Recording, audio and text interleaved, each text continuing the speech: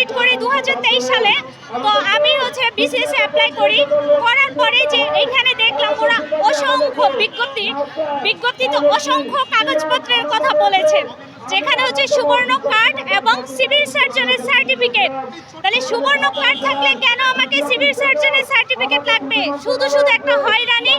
এবং ফেব্রুয়ারি 20 তারিখ তখন ডেট ছিল কাগজপত্র জমা দেওয়ার, আমি নির্দিষ্ট সময় দিতে পারি নাই দেখে আমি কিন্তু ওই বিসিএস এ অংশগ্রহণ করতে পারি নাই। তাহলে এইটা যদি আরেকটু সহজ করে আমরা আসলে পরীক্ষায় অংশগ্রহণ করতে পারবো। আমরা যদি চাকরি না পাই, আমাদের কে আছে? বাবা মা। আমরা দেখা যাচ্ছে এখানে আমার ফ্যামিলিতে আমরা 3 ভাই বোন দৃষ্টি প্রতিবন্ধী, আমার বাবা নাই। তাহলে আমার দেখাশোনার ব্যয়ভারটা কে বহন করবে? আমার ফ্যামিলি তো প্রত্যাশা করে যে মেয়ে ঢাকা বিশ্ববিদ্যালয় থেকে পড়ছে, আমাদেরকে সাপোর্ট দিবে। এবং আমরা শিক্ষিত প্রতিবন্ধী, আমরা তো কোনো ভিক্ষা বৃত্তির সঙ্গে ইনভলভ হতে পারবো না, আমরা কারো কাছে চাইতে পারবো না, হাত পাততে পারবো না। তাহলে কি হবে? আমাদের ধুকে মরতে হবে।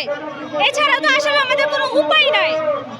তো আসলে দিন শেষে সবার কাছে আমার একটা অনুরোধ, যারা পুলিশ আছেন কিংবা যারা সাংবাদিক ভাইরা আছেন, আমাদের আশেপাশে যারা সাধারণ জনগণ আছেন, আমরা আপনাদের মতোই কোনো না কোনো মায়ের সন্তান, কোনো বাবার সন্তান, কারো ভাই বোন এবং কোনো সহপাঠীর বিশ্ববিদ্যালয়ে কোনো বন্ধু আমাদের আছে। তো আশা করছি আপনারা সবাই আমাদের পাশে থাকবেন এবং সবাই আমাদেরকে সহযোগিতা করবেন। ধন্যবাদ। আমার নাম বিবি কুলসুম লিপি। আমি ঢাকা বিশ্ববিদ্যালয়ে সোশ্যাল ওয়েলফেয়ার অ্যান্ড রিসার্চ থেকে অনার্স মাস্টার্স কমপ্লিট করেছি।